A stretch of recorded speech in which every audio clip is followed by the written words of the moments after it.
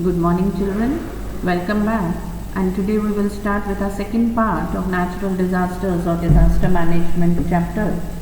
Again, we were doing about the natural disasters. In the previous video, we have studied about the topic of flood. We will go with the next disaster, that is cyclone. Now, what is cyclone? Due to atmospheric disturbance, a sudden strike is made by severe storms. बहुत बार तुम देखोगे कि due to changes in the atmosphere और जब pressure create होता है, बहुत बार low pressure create होता है, तो there is a change in the atmosphere, okay, and because of that low pressure बहुत तेज़ी से हवाएं चलना स्टार्ट हो जाती हैं. The wind starts blowing at a great speed that are known as what? Storms. These storms are known as cyclone in Indian subcontinent. India में उसका नाम क्या है? Cyclone. Hurricane and tornado in USA. The same winds with a high speed are known as hurricane and tornadoes in USA, as typhoon along the coast of China and Japan. And in Japan and China, the other name of cyclone is what? Typhoon. These severe atmospheric storms are created due to unequal atmospheric pressure. Okay, ये किसके लिए create होते हैं?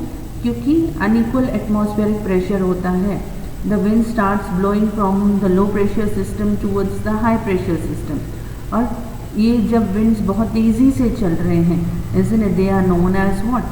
Cyclone. Such storms or cyclones create devastation over the area which they pass by. And when these winds blow with a very higher speed, okay, maybe more than 80-90 kilometers per hour, 100 kilometers, 140 kilometers per hour तक की भी winds blow करती हैं, तो wherever they blow, they create havoc or we can say a devastation, means destruction all over around. उसमें property का तो बहुत नुकसान होता है. बहुत बार people lose their lives also because of such storms. And at times along with these storms there are heavy rains also. बहुत बार बहुत तेज़ी से हवाएं चलने पर उसके साथ बारिश भी आती है, तो this can create also problems in the area where these storms pass by. Its devastating effects are felt along the coast of eastern India and Kutch and Saurashtra. Okay, हमारे कच्छ और we can say Saurashtra area में ये सब हो चुका है. Okay, we have faced this cyclonic winds, and even in the eastern India these such type of winds are seen or blown, okay, every now and then. बहुत बार ये सब हमारे eastern side and Kutch Saurashtra में आते हैं such type of cyclones.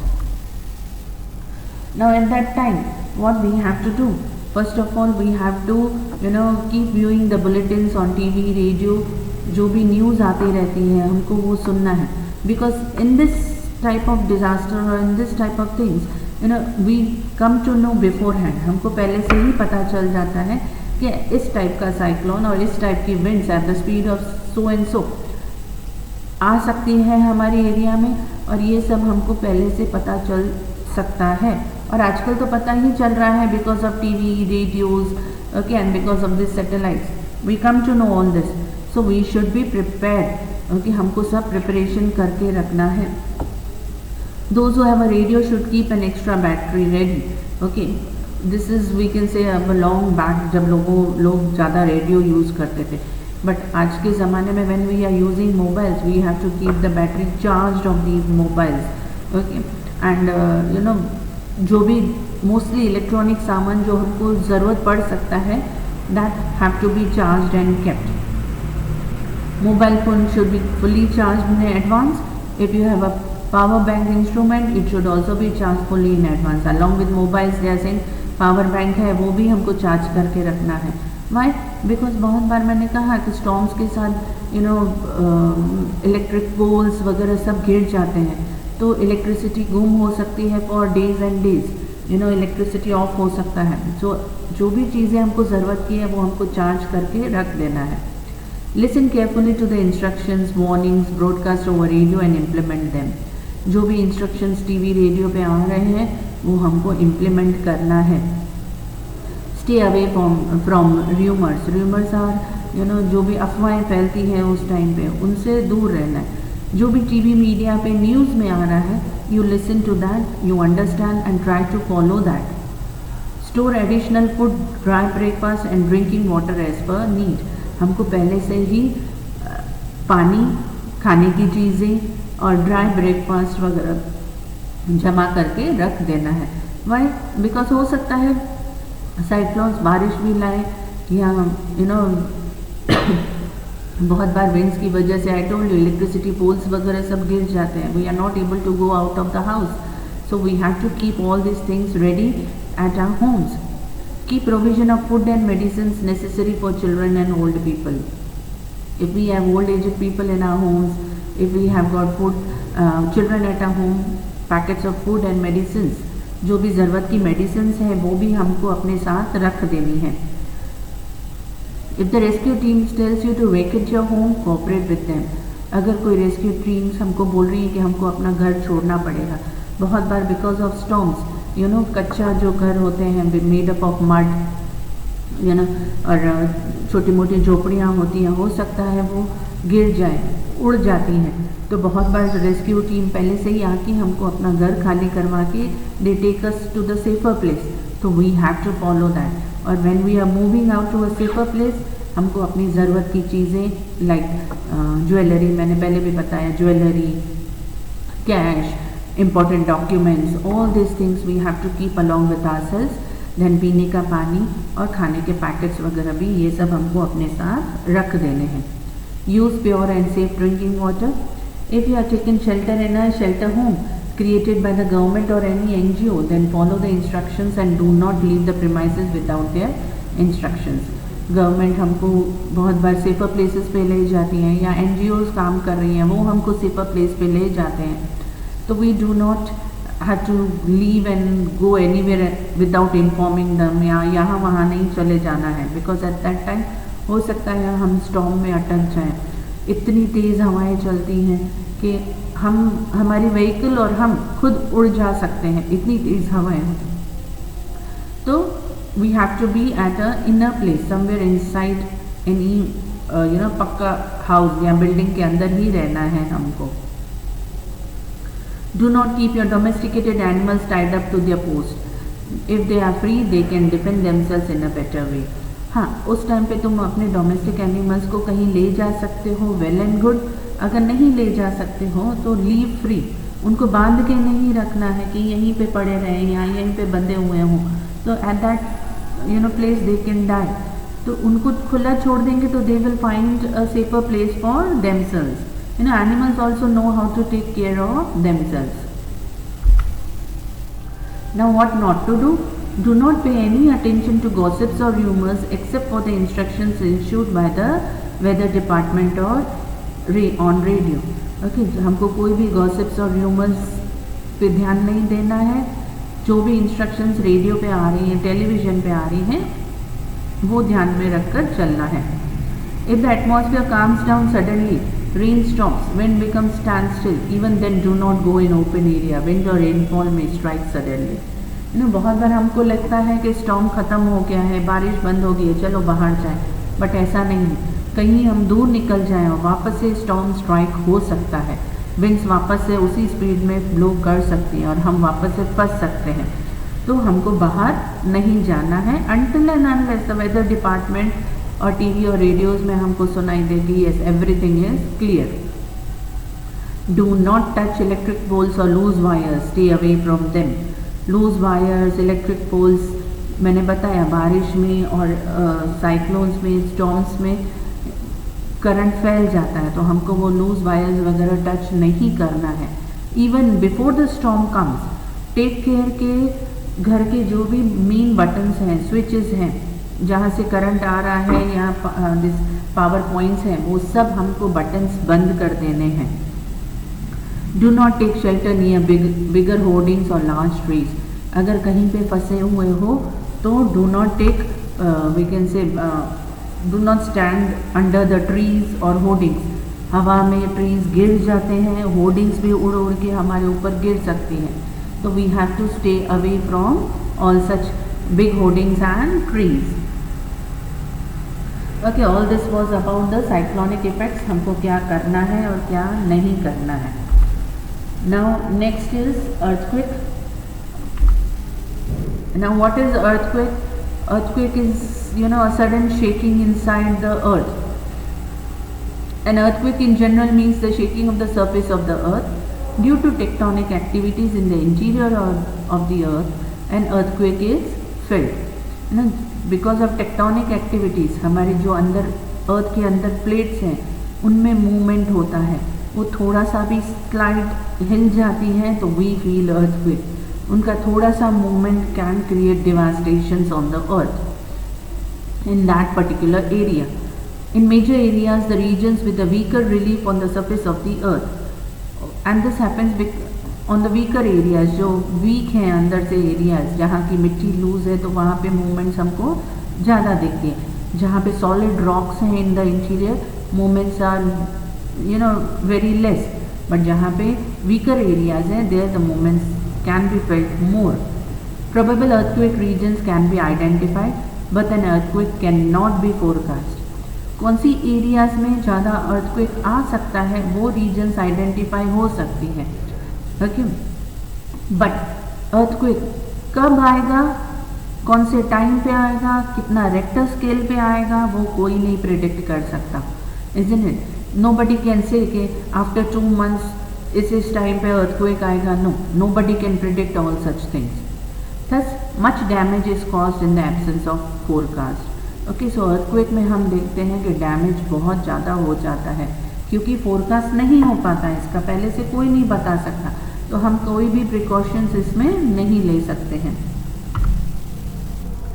Now at the time of earthquake, what we have to do? During an earthquake, stay beneath a large bench or a table. If you are at home or in the school या office में हो तो we have to move under a bench or a table. Why? Because जो भी अगर building collapse हो रही है और बिल्डिंग मटेरियल गिर रहा है तो what will happen if you are under a hard surface, कोई भी बेंच या कोई भी टेबल के नीचे हो तो that will create a protection for you. That table or a bench will create a protection for you. If you are in a school, sit beneath a bench. Bench के नीचे चले जाओ अगर तुम बच्चे हो और earthquake आ रहा है तो you move underneath a bench. If you are in an open space, stay away from buildings, balcony, electric power lines and electric poles. Okay, अगर कहीं पे बाहर हो तो हमको actually open space is a safer place, but हमको ये देखना है कि हम अगर ओपन स्पेस में हैं तो हमारे आसपास कोई भी बिल्डिंग ना हो, छोटे छोटे नैरो लेन्स के बीच में हम फंसे ना हो, रोड्स के बीच में आसपास बड़ी बड़ी बिल्डिंग्स ना हो क्योंकि वो बिल्डिंग्स फिर गिर कर हमारे ऊपर गिरेंगी. बालकनीज़ के नीचे नहीं खड़े रहना है. बहुत बार रोड्स नीचे होते हैं और ऊपर बालकनीज होती है, तो अर्थक्वेक आएगा तो बालकनी का जो मटीरियल टूटेगा वो सीधा हमारे सर पे गिरेगा. So we don't have to stand underneath the balcony. Electric power lines के नीचे या उनके पोल्स के बाजू में नहीं खड़े रहना है. Okay, if you are driving a vehicle then bring your vehicle to a halt over below a bridge. Keep away from electric poles, power lines and traffic signals. Okay, अगर कोई व्हीकल में हो तो व्हीकल कहीं पे park कर दो. और again we have to see that भले व्हीकल किसी भी ब्रिज के जो पोल्स है उसके बाजू में पार्क कर दो, but you move away from the poles और द ब्रिजेस. ब्रिज टूटेगी अगेन तुम्हारे ऊपर गिरेगी, so you have to move away from that bridge area. Electric poles, power line से दूर रहना है. Remain seated in your vehicle till the earthquake tremors are not over. If you are inside a car, better be in the car only. Okay, seated in your vehicle. जब तक tremors हैं तब तक. अगर कहीं आसपास बिल्डिंग्स हैं तो हमको इवन कार छोड़ के, तुमको लग रहा है कि हमारी कार के ऊपर कोई बिल्डिंग का मटेरियल गिर रहा है तो कार छोड़ के चले जाओ. बट अगर कार कहीं ऐसी प्लेस पे है जहाँ पे टोटली ओपन स्पेस है तो फिर कार में ही बैठे रहना बेटर है. Even after the earthquake tremors are over, few things like fridge, photographs on the wall, ceiling, fans, etc. may fall down afterwards. So keep away from them. बहुत बार earthquake के बाद टेबल फैंस हैं, then ceiling fans हैं, freezes हैं, paintings हैं, ये सब बाद में भी गिर सकते हैं. तो इनका ध्यान देना है कि ये बाद में ना गिरे और इनसे दूर रहना है। फॉर इंस्ट्रक्शंस और guidance about the event listen to the local radio. Okay, बहुत बार फिर बाद में न्यूज़ आती रहती है कि what is to be done, what not, कौन सी हेल्प तुम्हारे पास पहुंच रही है, क्या है, such type of instructions do come on radio. Then new buildings under construction should be made earthquake proof. You know, when it is an earthquake zone, अगर कहीं earthquake zone declared है तो वहाँ पे जो भी buildings बन रही हैं that should be earthquake proof. Now what not to do? Do not shout or flee in panic. बहुत जोर से चिल्लम चिल्ली नहीं करना है, चिल्लाना नहीं है, चीखना नहीं है. That creates a panic. वो दूसरों में भी डर भगाए, डर क्रिएट करेगा. तो उस टाइम पे हमको शांति से सोच के, एक सेकंड के लिए सोच करके हमको क्या करना है, and we have to take the immediate action. चिल्लाने से कुछ नहीं होता है. We have to take an immediate action at that time. Do not attempt to prevent the things falling down after the earthquake tremors. अगर कोई चीज़ें गिर रही हैं तो हमको उसको रोकने की ज़रूरत नहीं है आफ्टर द ट्रेमर्स ऑल्सो, क्योंकि कभी कभार बहुत भारी चीज़ें होती हैं वो हमारे सर के ऊपर ही आके गिरेंगी. Then so do not try to touch the things which are being falling down. Do not use elevators to go down. हमको एलिवेटर्स, लिफ्ट में, बड़ी बिल्डिंग में फंसे हुए हो तो हमको लिफ्ट का यूज़ नहीं करना है. लिफ्ट टूट सकती है इवन आफ्टर अर्थक्वेक. उसमें जो शॉक्स या उसके बाद भी उनकी वायर्स टूट गई हों, हमको पता ना हो, लिफ्ट आधे में टूट जाए तो हम लिफ्ट में फंस सकते हैं और हमारी डेथ हो सकती है. तो we don't have to use the lift.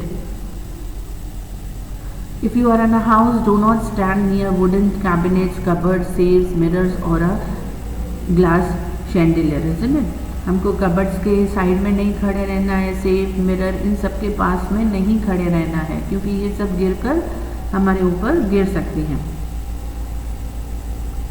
Do not light a matchstick or a lighter. Do not use switch on electric gadgets before confirming that the cooking gas is not leaking, because leaking gas may explode. Okay?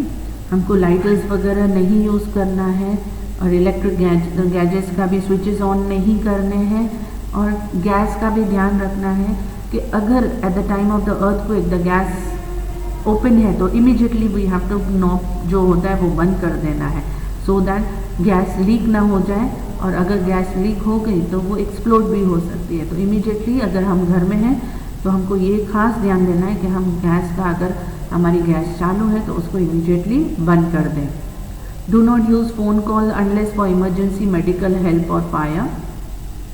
A prompt phone call में interrupt telephone network which में obstruct the relief work. Unnecessary phone calls ना करें तब. Okay, हाँ, emergency help चाहिए, you can use the phones. Okay, but medical help या fire वगैरह इन सब चीज़ों को फ़ोन लगाने की ज़रूरत नहीं होती है उस टाइम पे.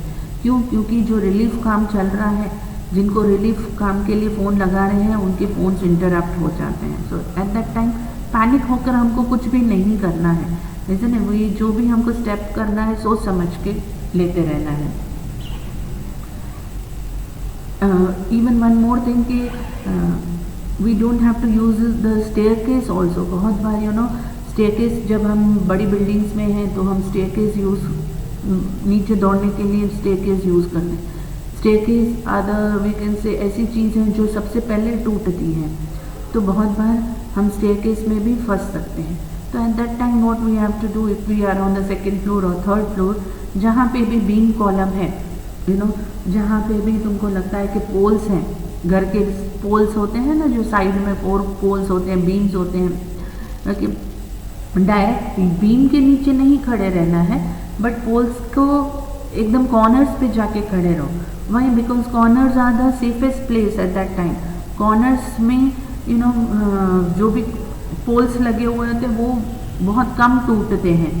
इसलिए जो ऊपर की सीलिंग्स होगी वो जल्दी टूट जाएंगी, स्टेयरकेस जल्दी टूट जाते हैं, लिफ्ट जल्दी टूट जाती है, इसलिए. बट जो कॉलम्स हैं वो बहुत देरी से टूटते हैं, the last one two fall down.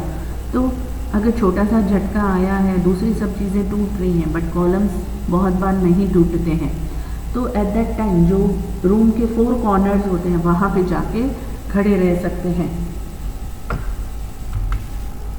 Okay, so all this was about the earthquake. Now these two topics are being given on page number 148 and 149 of your textbook. Beta, these topics can come in 3 marks answer or 4 marks answer. So first of all you will write down the paragraph explaining what is the particular disaster. Suppose earthquake है तो earthquake क्या होता है वो बताना है, and what to do and what not to do. So all the points you will cover what we say during writing down the answer of 3 marks or 4 marks.